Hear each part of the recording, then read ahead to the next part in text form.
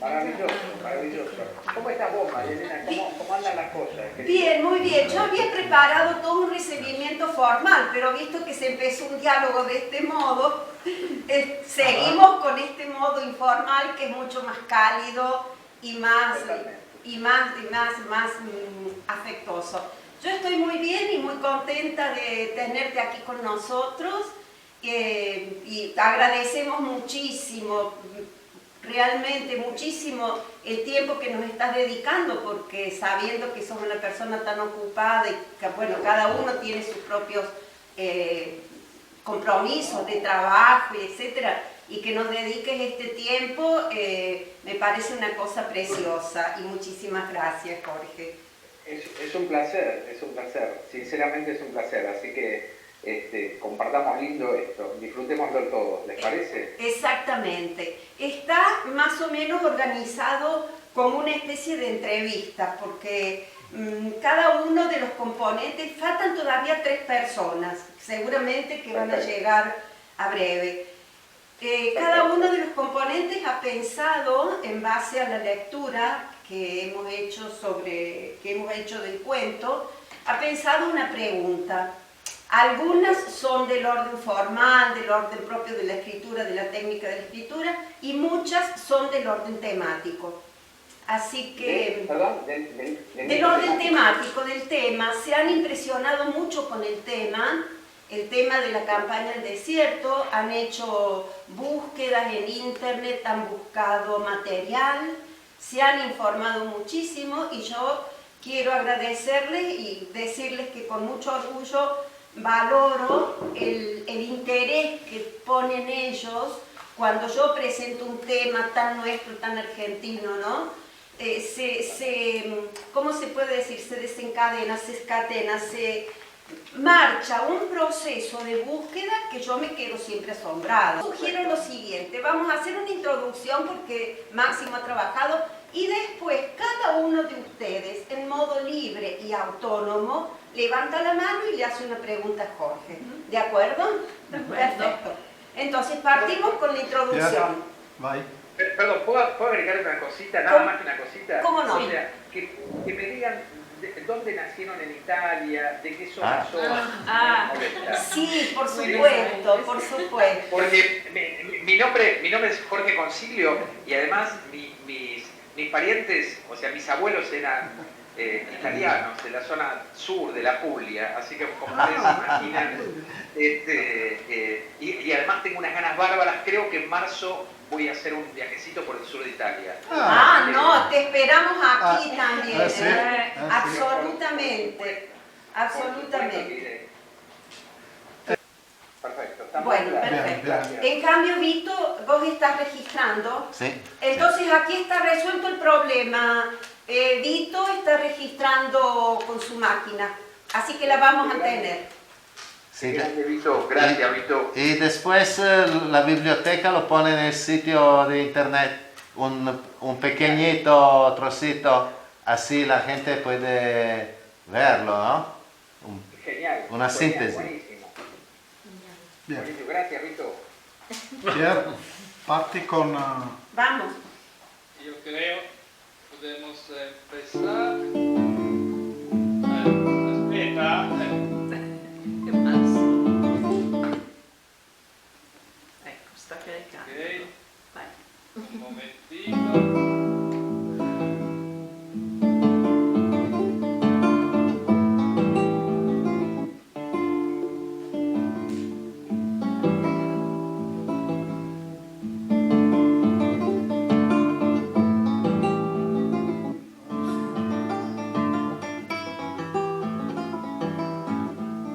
Pero el gobierno es gobierno, no es malón ni gritería.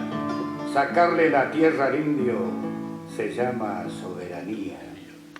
Tiene razón, comandante, pero ellos estaban antes.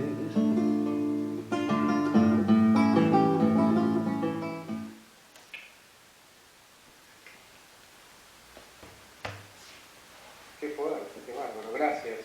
Bueno, este es, por ejemplo, Máximo. Él siempre, cuando tratamos un tema, Máximo es el que está ahí adelante. Cuando tratamos un tema, cualquier tema literario sea, él se las ingenia para encontrar la música que está relacionada con lo que estamos tratando. Y él encontró esto y después encontró también otra canción que a lo mejor la vamos a escuchar al final. Bueno, Fuerte, qué bueno. podés hacer tu pregunta, Máximo. La mia primera pregunta es, ¿por qué la elección del título Villa del Parque? Sabemos que es tu barrio, pero Sí. ¿hay algo autobiográfico en estas historias? ¿Y cuál es el hilo conductor que une las 7 historias muy diferentes entre ellas? La noche anterior es la más hermosa, según mí, pero son completamente diferentes. Sí, exactamente. Gracias, entendí bárbaro y tenés un excelente español. Así que felicitaciones. A vos y a la docente. Hola, ¿cómo estás? ¿Qué decís? Ella se llama Maura. Llega siempre un poquito tarde por trabajo. ¿Cómo te va? Muchas ¿Cómo te va? gracias. ¿Cómo estás vos? No, gracias a vos. ¿Por qué le puse Villa del Parque? ¿Y cómo se unifica un libro de cuentos? Esas son las dos preguntas. Sí. Está bárbaro en lo que dijiste, es decir, es muy correcto. Yo nací en Villa del Parque. Y yo creo que le puse Villa del Parque a ese libro porque refleja una atmósfera, una temperatura para mí, ese título. Villa del Parque es un lugar que yo relaciono directamente con la infancia. Y en la infancia hay una concepción del tiempo, una concepción del mundo, digamos, que para mí se centra en ese nombre que es Villa del Parque. Digamos, Villa del Parque es el nombre del barrio, pero también es el nombre de una atmósfera, es el nombre de un sonido, de una temperatura, digamos. Y yo creo que todos los cuentos de Villa del Parque, que como bien dijiste vos, Máximo, son muy diferentes entre sí, están unidos por un tono, por un sonido, y ese sonido, esa acústica, esa música, yo la llamo Villa del Parque. Y como decía al comienzo, me remite, digamos, a una idea del mundo, me remite a una idea del tiempo que cuando se escapa la infancia, yo viví hasta los 15, 16 en Villa del Parque, 15, 16 años. Cuando se escapa, cuando yo salgo de Villa del Parque, empiezo a relacionarme distinto con el tiempo y con el mundo, digamos. Entonces yo encontré en esa palabra la cifra para nombrar, digamos, esta idea del tiempo y del mundo. Y me parece que todos los cuentos se unifican, por lo menos desde mi punto de vista, en ese sonido. Por eso le puse Villa del Parque. Gracias. No, por favor. Una segunda pregunta es, en el cuento, pero también en la novela Tres Monedas, la descripción es minuciosa, atenta a los detalles, que son elocuentes y que a poco, paso a paso, construyen la historia y perfilan a los personajes a partir de pequeños detalles o características físicas, definiendo también su personalidad. ¿Es una elección estilística precisa? Sí, es una elección estilística precisa y tiene que ver con mi idea de la literatura, ¿no? O sea, para mí la literatura, ojalá entiendan esta palabra, es un poco específica. Para mí la literatura es metonimia, ¿no? La metonimia es una figura retórica que significa la parte por el todo, ¿no? Nosotros, cuando estamos trabajando en literatura, tenemos cierta tendencia a narrarlo todo, a la desmesura. Y en realidad esa desmesura conspira contra la economía del texto. Es decir, nosotros tenemos escribir un cuento, por lo tanto tenemos una cantidad de páginas muy limitadas.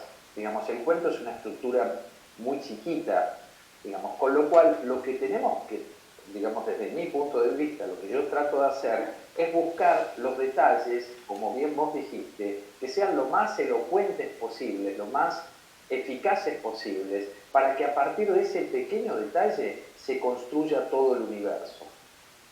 No es algo nuevo esto. Si nosotros pensamos en la historia de la literatura, podríamos ir a la figura de Hemingway. O sea, Hemingway, ustedes probablemente hayan escuchado una figura que Hemingway repetía mucho, que era la teoría del iceberg. Es decir, nosotros en un relato lo que hacemos es narrar un porcentaje muy menor, ¿no?, de la historia, pero por debajo del agua se triplica o se multiplica, digamos, ad infinitum lo que nosotros tenemos, digamos, por encima. Entonces tenemos que ser muy selectivos con respecto a eso. Y es cierto que mi ficción tiende a esta cuestión de los detalles, que por otra parte te permite, entonces, en principio, seleccionar los que el narrador, en este caso yo, considero indispensables.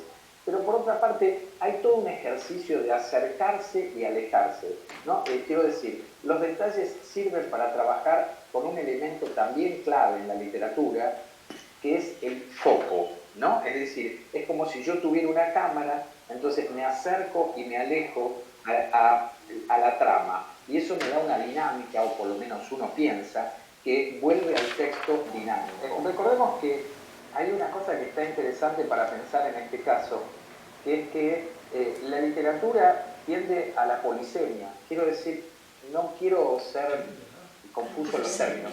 La literatura tiende a la multiplicidad de sentidos, digamos. Ahí vamos, ¿no? A la multiplicidad de sentidos. Es decir, la literatura no solo quiere decir una cosa, sino que hay muchos sentidos encima, como si se tratara de una... ¿cómo se llaman una lasaña? Para buscar... La masa hojaldre también es así. ¿Cómo? La masa hojaldre. La masa hojaldre, unas 1000 hojas o una lasaña. La lasaña tiene, digamos, muchas capas. Con la literatura pasa exactamente lo mismo. Entonces, como la literatura no necesariamente es transparente, o sea, la literatura es por lo general opaca, y a partir de esa opacidad, de esa oscuridad, multiplica sus sentidos, ¿no? O sea, si yo cierro una historia, la cancelo, en tanto que si la dejo a medias abierta, tengo la posibilidad de multiplicar los sentidos de esa historia, ¿no? O sea, no sé si soy claro. Sí. Bien. ¿Otra pregunta? Muchos intereses. Totalmente. Hola Jorge, yo me llamo Vito y también Vito, soy pugliese, de Puglia. He nacido en Puglia, pero mis padres fueron migrantes y entonces en los años 60, como muchas gentes en Italia, han ido en el norte por trabajo. Se fueron del sur al norte. Claro, sí, exactamente. Ok. Qué bueno. Una pregunta que te quiero hacer. El tema del poder utilizado desde el Estado. Sí. En las épocas pasadas, en todas las ocasiones donde se han enfrentado diferentes culturas, el poder ha hecho uso de la violencia, como también en la noche anterior. En ese caso, entre diferentes culturas y etnias. Y pero también cuando se enfrentan con el Estado diferentes opiniones, como en el tuyo Hospital Posada. Sí, sí, sí. Hay una sensibilidad ahora, hoy, diferente o una conciencia donde llegan las raíces de la sociedad actual. Ok, creo que entendí la pregunta. Yo te diría, visto... En la sociedad está un cambio actual en la sensibilidad en esos argumentos. Yo creo que no, Víctor. No. Yo creo que la sociedad, tal cual está planteada ahora, conserva ciertas estructuras que son las estructuras, exactamente las mismas estructuras que a comienzos del siglo XX e incluso del siglo XIX, ¿no? O sea, el poder sigue establecido, el poder sigue combatiendo lo mismo y el poder sigue siendo vertical, digamos, ¿no? O sea, desde mi punto de vista, incluso más en estos momentos en Argentina, sobre todo en estos momentos, ¿no? O sea, yo creo que todos saben, o sea, el gobierno que en realidad tiene Argentina ahora. Me llamo Pierpaolo y soy de Turín. Mis padres, mi padre viene de Sicilia y mi madre viene del Veneto. Y por eso yo soy hijo de la inmigración en Italia al principio de los años 50. A principios de los 50. De los 50. Mi padre trabajaba en Fiat. ¿En Fiat trabajaba? Sí, trabajaba en Fiat y mi madre trabajaba en Italia. Mi pregunta è relata a tu cuento, porque los verbos del cuento son casi todos en el presente y Exacto. las escenas parecen una secuencia de fotografías. Exacto. A mí me parece que hay una suerte de realismo analítico, rico en particulares, en psicología, y esto me ha recordado las películas de Sergio Leone. Oh, mirá, qué maravilla. Y también unos cuadros de un pintor italiano que se llamaba Giovanni Fattori, y sus soldados en los campos de Toscana, en el 800. Por eso mi pregunta ¿es esta una mía sugestión o hay una relación o contaminación entre el estilo narrativo tuyo y las otras expresiones artísticas? Bien. Es cierto que... ¿Por qué elijo el presente? Ponele, ¿por qué elijo dentro de las alternativas verbales, por qué utilizo el presente? ¿No? Vamos ahí, ¿te parece? No. Respondo eso, y después si querés yo te voy respondiendo si no te respondí algo.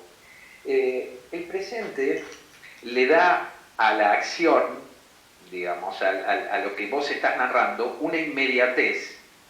¿Me entienden Claro, digamos, sí. la inmediatez? O sea, Claro. le da una inmediatez, digamos, que hace que el relato sea más veloz, digamos, ¿no? O sea, a mí me preocupaba la velocidad del relato, es decir, hay un vaivén, una alternancia entre, por una parte, esta cuestión específica de los detalles, que los detalles se relacionan con la descripción, por lo tanto vuelven más lenta la acción, y el presente, esta alternativa de utilizar el presente como forma verbal, que hace que tu relato sea muy dinámico. Entonces, en ese vaivén se genera el movimiento del texto, digamos. Por ese lado, yo elijo el presente, ¿no? Para lograr una idea de actualidad de lo que estoy narrando. Es decir, el relato es actual, está, digamos, es más delgado, es más dinámico, ¿no? Por eso elijo el presente. Por supuesto que tenés razón digamos, el narrador, esta tercera persona que narra, no se limita solamente a narrar, valga la redundancia, sino que también reflexiona o opina sobre lo que está contando. Digamos, hay una moral en el relato, ¿no? Hay algo, digamos, hay una idea del bien y del mal que es claramente decodificable en el relato, ¿no? O sea, y esa, digamos, esa moral, ese punto de vista se traduce, me da la sensación, en los adjetivos, por ejemplo, ¿no? Y en el punto de vista. Entonces, eso hace que en algún punto se enhebre con lo que vos decís de realismo analítico. Es decir, no es un puro realismo, digamos, sino que es un realismo tamizado por el punto de vista, ¿no? Es un realismo que analiza lo que está narrando, ¿no? O sea, no se limita a narrarlo, sino que narra y opina sobre lo que narra. Por lo tanto, me gusta este término que vos utilizás de realismo analítico. Yo soy Valeria, soy de Turín. ¿Valeria? Valeria, sí. Valeria, mirá Valeria, qué lindo nombre tenés. No, gracias. Soy de Turín, pero con Máximo vivo en Torre Pellice, que es un pueblo cerca de les Alpes, le Alpi. De los Alpes. Cerca de Los Alpes, sí. Los Alpes. Qué hermosura, che, qué lindo lugar debe ser ese, Sí. Valeria, qué bueno. Sì, sì, verdad. Dunque, el cuento La noche anterior me parece construido como una tragedia griega. La India parece Como una tragedia griega.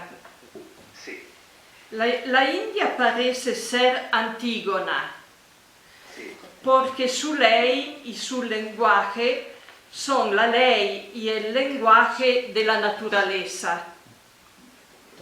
En cambio, el coronel Roca es Creonte, porque para él solo vale la ley escrita de su patria.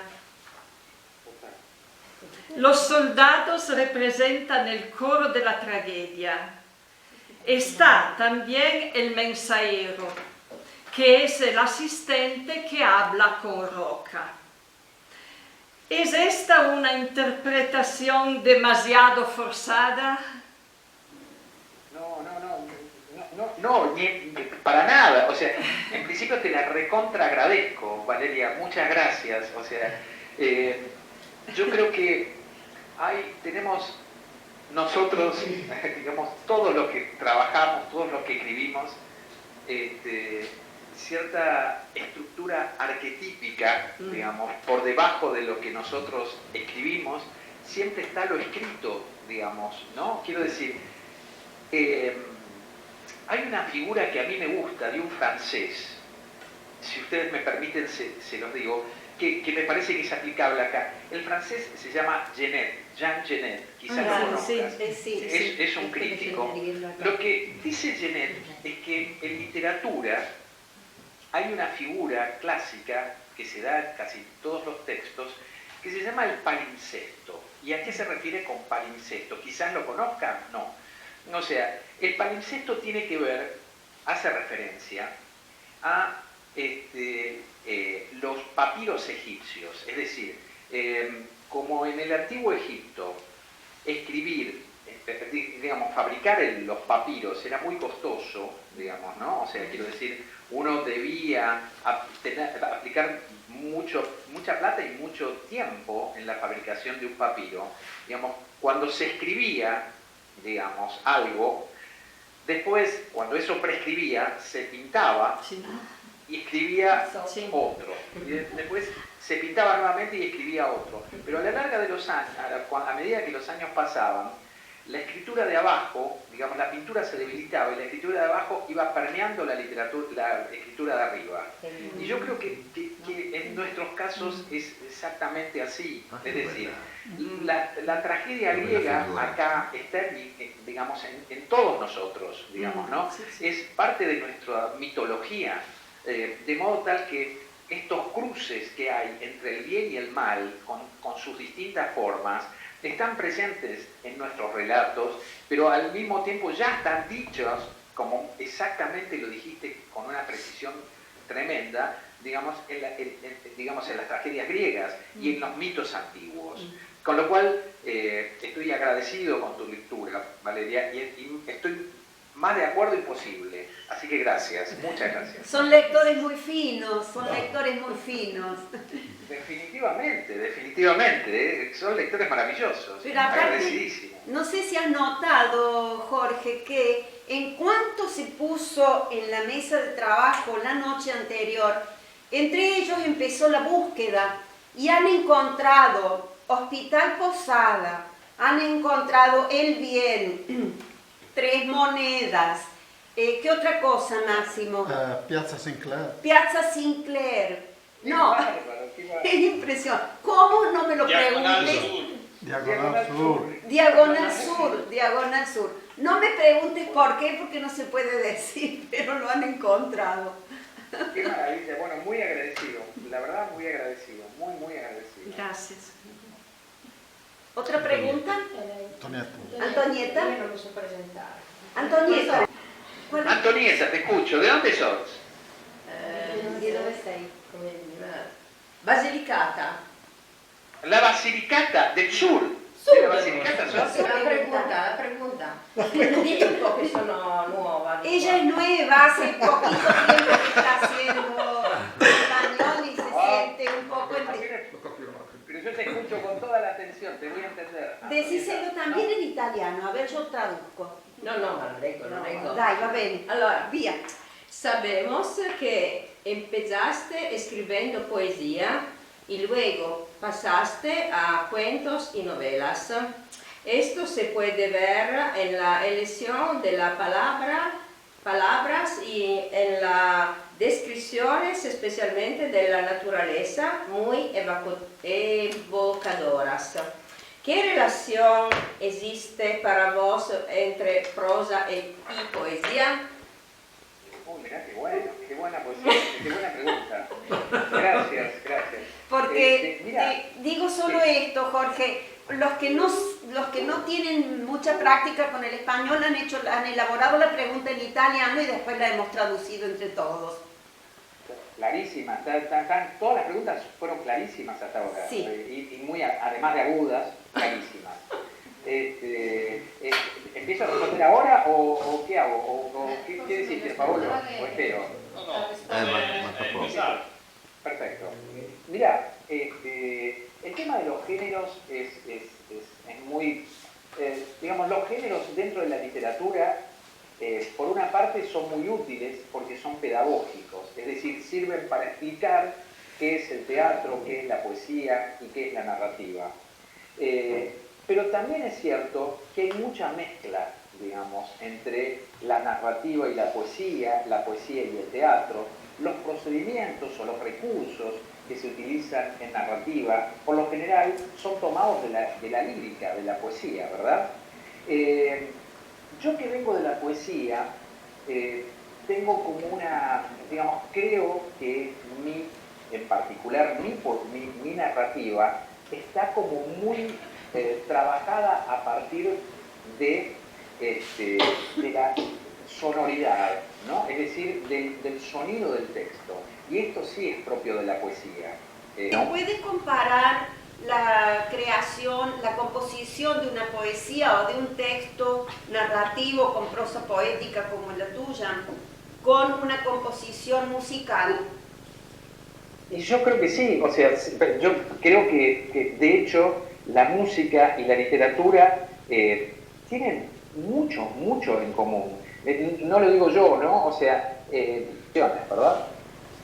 Jorge, estamos hablando de música, ma come elige vos la música o las canciones.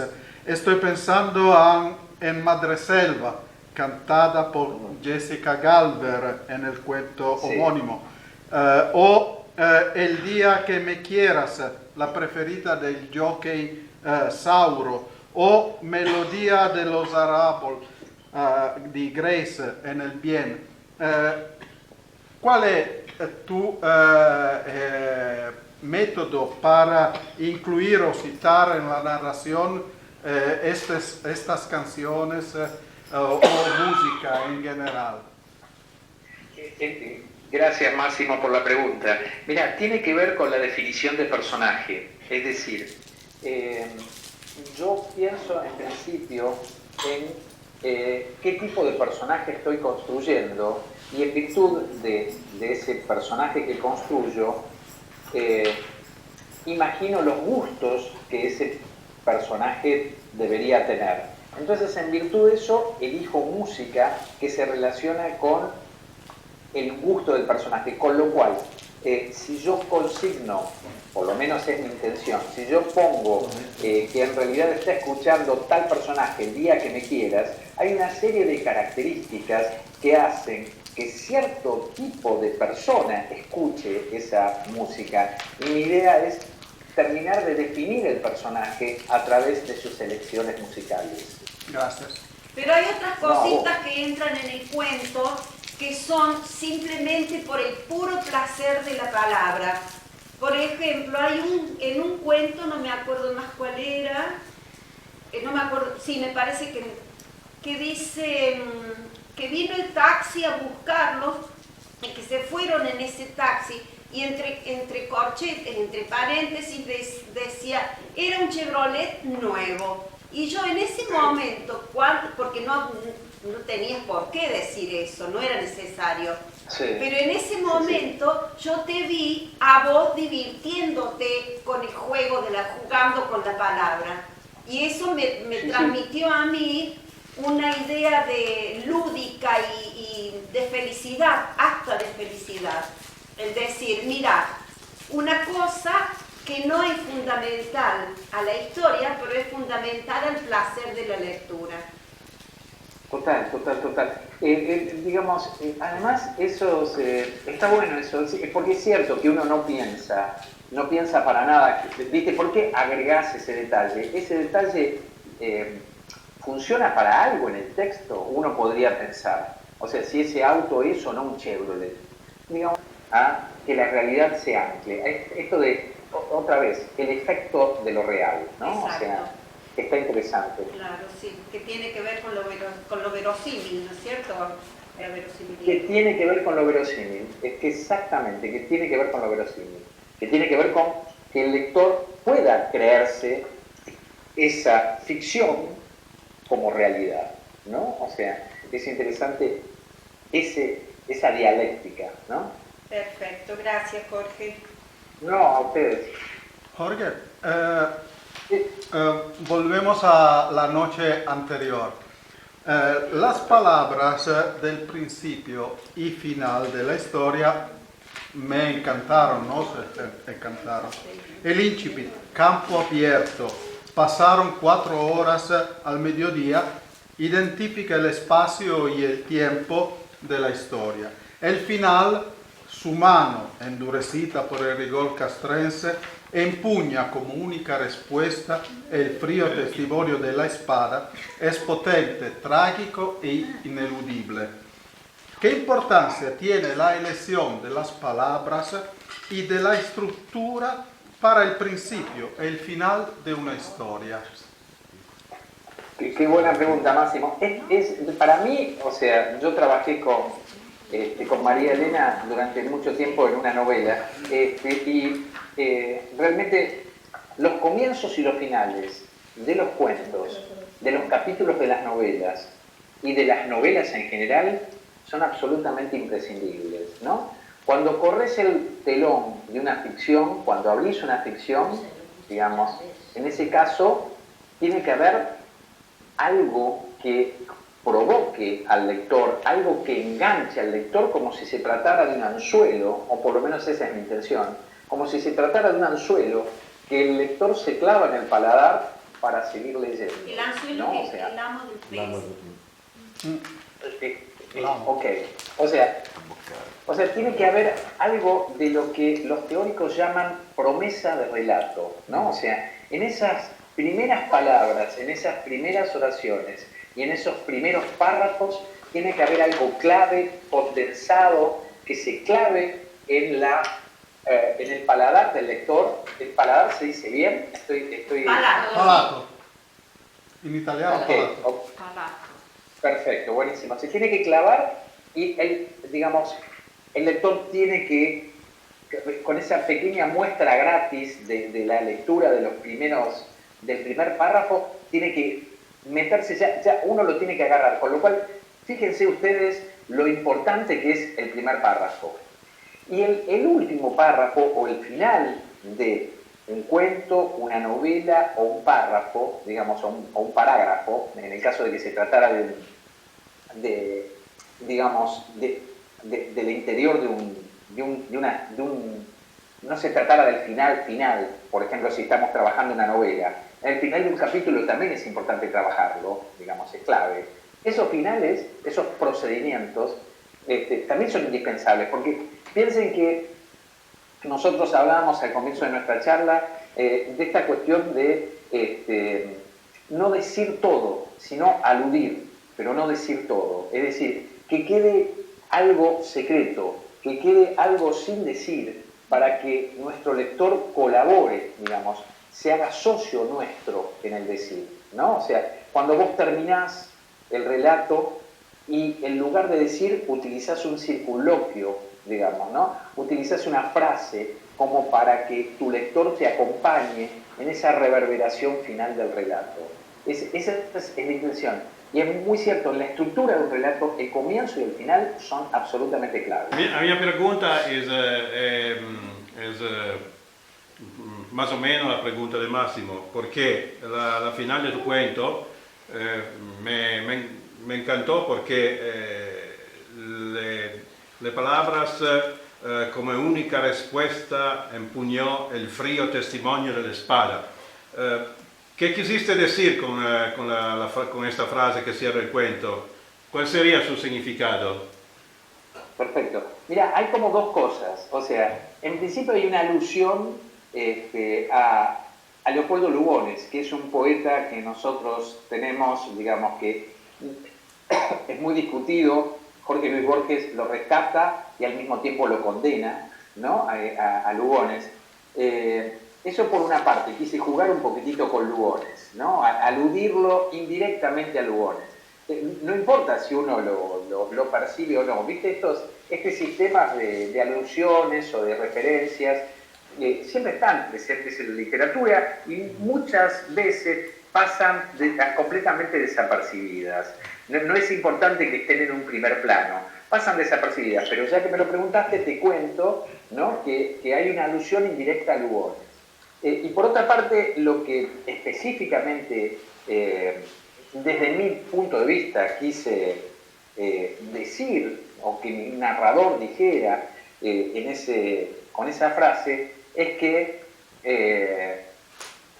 reprimió de una manera brutal. Es decir, le importó poco y nada la visita de la mala, le importó poco y nada lo que la mala le quiso transmitir desde el punto de vista de la cultura que iba a aplastar con eso. O sea, simplemente era, para citar otra vez, era la hora de la espada, ¿no? Y la hora de la espada es la hora del degüello, la hora de la espada es la hora de la represión, ¿no? La hora de la espada significa específicamente la muerte del más débil, digamos, en este caso de los pueblos originarios, ¿no? Gracias. Un poco va por ese lado. No, por favor, gracias a vos. Perfecto. Buenísimo. Linda, ahora sí te escucho. Sí, mi pregunta es que quisiera saber el significado de una frase de la India que dice para que cada uno se ocupe de los lados planos de su piedra y Sí. cómo afecta el ambiente y la naturaleza a los personajes. Perfecto, buenísimo. Mira, la primera que es el sentido de esa frase específicamente. Lo que el narrador me parece que quiere decir ahí es cuál es el lado de, digamos, tu visión del mundo, ¿no? O sea, la visión del mundo es, digamos, cada uno de los polos que se tensionan en ese relato, es decir, por una parte está Roca con una idea concreta del mundo, que es un lado de la piedra, y los pueblos originarios, digamos, la idea del mundo está del otro lado de la piedra, es como si fuera el yin y el yang específicamente, ¿no? O sea, que en esa tensión va a ser irresoluble, jamás se van a poner de acuerdo. Por eso un poco hablábamos, lo que hablamos al comienzo de nuestro encuentro, que tiene que ver con que estas tensiones, digamos, están vigentes hoy en día, ¿no? O sea, estas tensiones siguen siendo las mismas, ¿no? O sea, a eso me refiero con los dos lados de la piedra, ¿no? O sea, eso por una parte. Y la otra pregunta que me dijiste es... ¿Y cómo afecta el ambiente y la naturaleza a los personajes? Mira, acá nosotros tenemos un binomio, ¿no? que atraviesa la literatura argentina y atraviesa, te diría, el pensamiento histórico en general, que es la civilización y la barbarie, ¿no? O sea, aparentemente la naturaleza, hay un libro de un escritor argentino que se llama Domingo Faustino Sarmiento, ustedes lo deben haber escuchado nombrar. O sea, Sarmiento establece la civilización por el lado de lo urbano, por el lado de, digamos, la educación, y la barbarie por el lado del campo, ¿no? Por el lado de la violencia, digamos. Es una pulsión más dionisíaca, ¿no? Digamos, la barbarie. La barbarie es, digamos, es el campo con toda su ferocidad, ¿no? En esta dicotomía, la naturaleza y las expresiones de la naturaleza quedan siempre del lado de la barbarie, ¿no? O sea, el indio es el bárbaro, ¿entendés? Digamos, y podríamos nosotros establecer un límite hasta nuestros días. El peronista es el bárbaro, ¿no? O sea, en cierto sentido. Y la barbarie tiene que ver con otra cosa. La civilización tiene que ver con cierta cuestión más, si querés, eurocéntrica, ¿no? O sea, ahora sí, entonces tendríamos que ir cortando y arreglamos para un próximo encuentro, si a ustedes les parece bien. ¿Sí? Sí, pero Muy bien, con muchísimo claro. gusto. Lo tomamos, empezamos a agendar ya prontito. Terminamos buenísimo. con otra canción. Bueno, buenísimo, buenísimo. Yo les agradezco mucho la lectura, les agradezco mucho el cariño, les agradezco mucho, digamos, la herencia de ser italiano. Sí, que está buenísimo, que yo me siento italiano. Bien. ¿Me despiden con una canción? ¿Escuché bien? Sí, te despedimos con una canción, siempre por obra de Máximo. A ver. Cuidado, pie de piedra, que viene roca. Cuidado que viene roca. Cuidado que viene roca.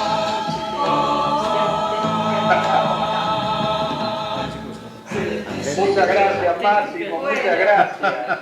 Muchas gracias. Gracias. Hola. Chao. A ustedes. Hasta luego, gracias. Hasta luego. Gracias por tu tiempo y por tus palabras. Muchas gracias. Hasta luego. Adiós. Chao, Adiós. Paulo, que lo pasen muy lindo todos. Besos grandes. Gracias. Gracias. Igualmente a vos. Beso grande.